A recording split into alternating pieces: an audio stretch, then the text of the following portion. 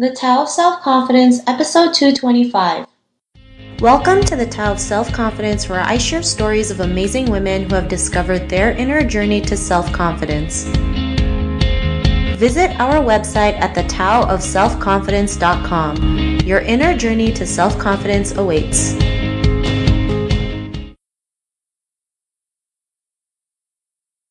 Well, hello, friend. Welcome to the Tao of Self Confidence, where I share stories of amazing women who have discovered their inner journey to self confidence. I'm your host today, Sheena Yap Chan, and today I have a phenomenal lady on. She's all the way from Paris, France. She is a writer, and I'm just excited to have her on and share her story.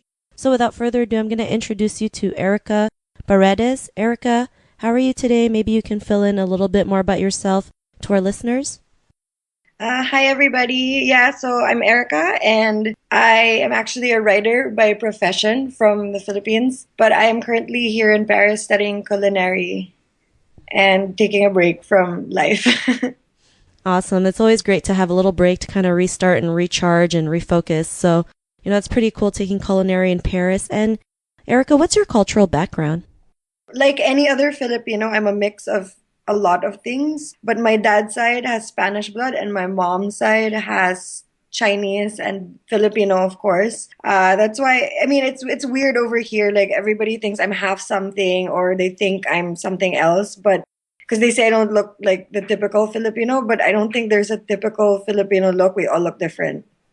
I love it. Thanks for sharing that. And I believe that too. There's no typical look. I'm not, because I was born in the Philippines too. So, we all have our own look, our own beauty. And, it's great to just be able to go out there and be ourselves. And what would be your favorite self-confidence quote?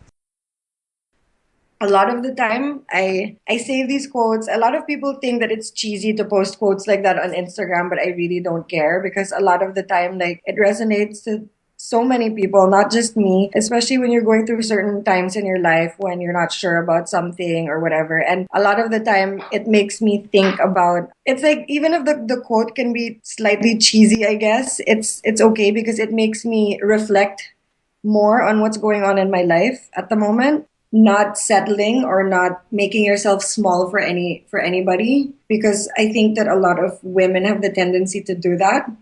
And they kind of remind me to just keep doing me and keep doing what it is I have to be doing for myself right now, regardless of what other people think of it.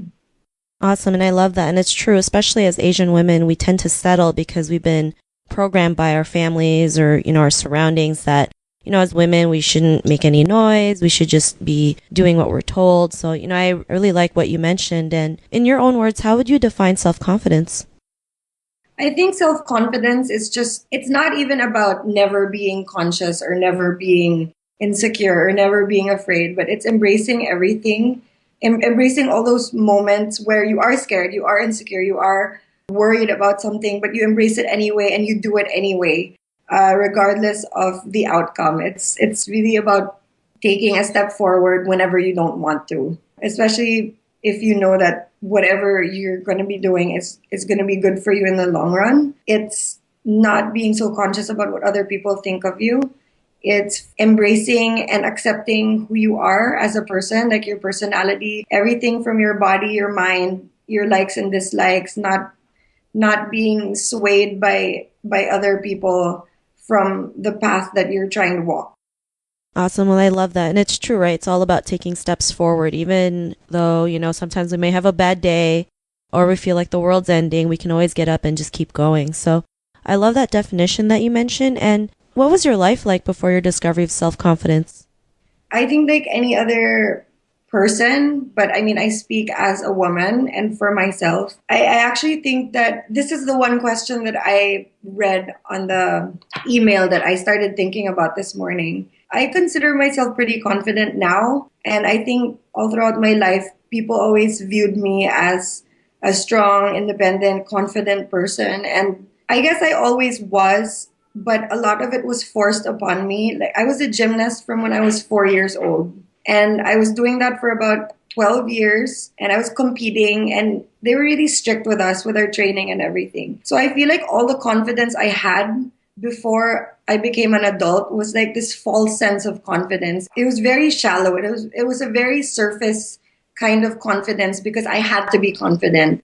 As an athlete and as a gymnast especially, you're always performing for people and you always have to look happy and confident and like you know what you're doing. And I kind of carried that with me for a long time. Like I guess I mistook being defensive for confidence. So when people would say stuff, I would do things just to prove them wrong or just to prove things which isn't like now as an adult I see isn't really confidence. It's actually your fears manifesting because you don't want people to make fun of you or say this or that, or you're just so self-conscious about failing that you end up doing things that you don't even really have to do to prove yourself. So I feel like that paired with, you know, like a bunch of not very good relationships growing up that made me feel a certain way. Like I realized that I was very angry and very defensive. And it's only in my 30s that I really feel like I discovered what confidence really was. And yeah, I think for a lot of people, it takes a while and it takes a lot of bad stuff happening and self discovery through those experiences for you to really realize who you are. And because of that, you can become confident whenever in any situation. Awesome. Well, thanks for sharing that. And I think that's something we all kind of deal with, especially being the defensive and angry, especially when we, try to do something and people think we can't do it. We kind of get mad, we kind of get defensive and kind of have to prove them wrong when we realize, we don't have the need to prove them wrong. It's all about our journey and just getting better every single day. And, you mentioned that you had your aha moment in your 30s. What was that moment in your life when you realized that, you didn't have to go that way. You are more than enough to be who you are today?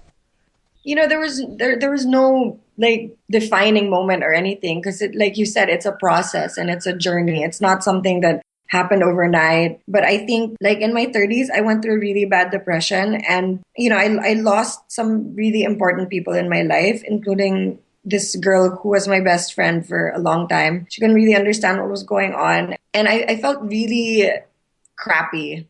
I felt like, God, if my best friend can't even, my best friend thinks I'm unbearable. But I was depressed. I was like clinically depressed. I was on medication and everything. And I was blaming everything on myself. And I guess losing important people in my life made me realize that I can do stuff on my own. And it's okay if, people will come and go, but it doesn't kind of remove anything from me and the kind of person I am. And at the same time, like of course I was angry for a while and I was sad and everything, but after a while you kind of just let it go. Like it is what it is. And I've become a stronger person. I don't rely on people as much as I used to. And I don't mean that in a bad way or like in a bitter way, but I've learned to rely on myself so much more and not depend on other people's affection and love and care towards me to have that for myself. Like I can do it on my own, which is great. So if there's anything good that came out of all of that, it's that. Awesome. And that's, it's great. Sometimes, things kind of have to fall apart for better things to come together. And, it's hard sometimes when we lose someone that's close to us, we feel like, maybe God's punishing us or whoever you believe in is punishing us when really, they're just a part of your journey. And I always believe something good will always come out of it, like what you did. And because of that, what's your life been like now? It's great. I mean, I've been okay for a while now. I still don't talk to that person who used to be my best friend.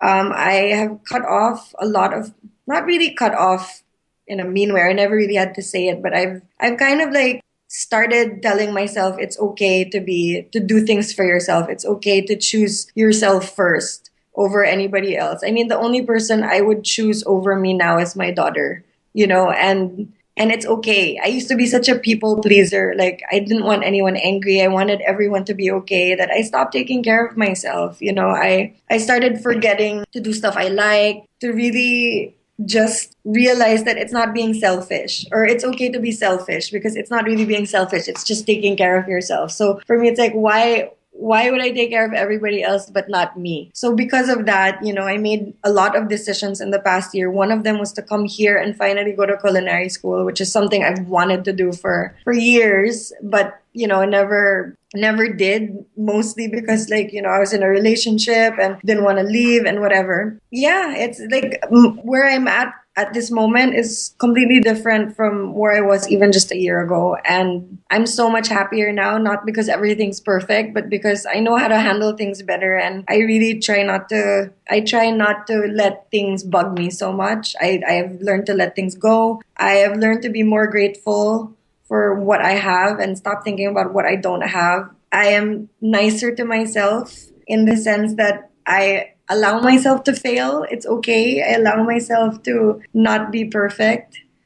Thanks for sharing that. And, I can't believe you have a daughter because you don't even look like you have a daughter. I just wanted to point that out, Thank you. and it's great that you're actually choosing yourself. And, it's so challenging, especially for Asian women to like choose ourselves over everyone else. Mhm. It's been all our lives we've been programmed to like take care of everyone else before, you put yourself out there. And, it's not good if you're just thinking about yourself. And sometimes we have to be a little bit selfish and do the things that we want so we can inspire others to do the same thing. And, to the woman who's listening to your episode, she may be in a similar journey to self-confidence. What would be that one tip you would give to her? Stop being so hard on yourself. No one is asking you to be perfect ever, except yourself. Stay away from people that don't make you feel good about yourself. Thanks for that great tip. And Erica, if our listeners wanted to get to know a little bit more about you and what you do, is there any links or social media profiles we can connect with? Yes, I'm on Instagram and it's Erica Paredes, just ERICAPAREDES. I'm also on Twitter, but I'm hardly on it. Mostly on Instagram and Snapchat for lighter, less serious stuff. I'm on Snapchat. It's e.pz, e.peezy. And I have a blog, fatkitsch-skinnykitsch.com, which is mostly food, travel, and fitness. Basically, just stuff I'm interested in. Yeah, so I have a lot of recipes in there and travel stuff from when I used to work in that industry. And I really should write again because I haven't in a while, but I have a lot of stuff that you can back read for now. Awesome. Well, thanks for sharing that. And to our listeners, you can also head on over to thetowofselfconfidence.com and search for Erica's name. Her show notes will pop up along with everything else we talked about. And I really just want to thank Erica for taking the time to share her story with us. So thank you so much. Thank you for having me. It was an honor to have you on. And to our listeners, be on the lookout for another new episode of another amazing woman's journey to self-confidence. And we'll catch you later. Bye for now. Thank you for tuning in to another amazing episode of The Tao of Self-Confidence. Want to learn how you can use podcasting to market your business? Download your free report by visiting our website at thetowofselfconfidence.com. Your inner journey to self-confidence awaits.